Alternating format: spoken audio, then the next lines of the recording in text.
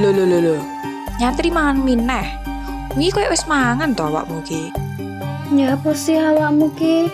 Teko-teko nesu gak jelas ngono kuwi. Wong aku lho mangan mie sedina pisan kok. Masih osdino pisan kuwi bahaya lho. Wong ya wis enek sego karo lawuh, malah milih mangan mie ki nyapo. Walah aku mangan sego. Mie lo enak, simple ya an.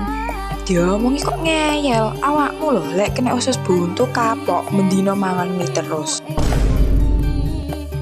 Usus buntu, ndak bakalan lah. Enek apa to iki? Kok tak rungokne rame-rame bocah loro ki ya.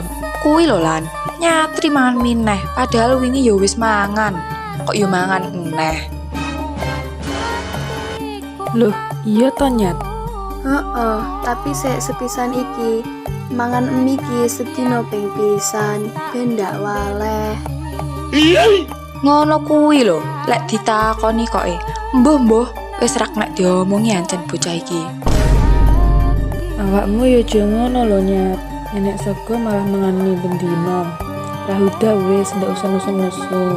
Lek nyatri ra kena diomongi dijarniai. He, wes mulai awakmu. Iki lho, ayo mangan bareng aku. Mangan apa awakmu kuwi? Kayak kok enak. Mie goreng iki, tapi ndak karo sego lek aku mangan. Soalnya aku durung masak. Kok ya panggah mangan mie terus. Kok ora waleh lho, bendino awakmu mangan mie. Yo ndak, mie iki lho ora malah iblas, malah tambah enak yen dipangan saben dino.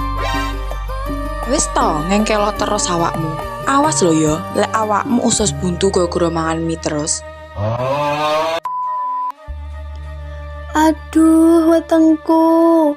Aduh. Loh, nyapo awakmu nyapo.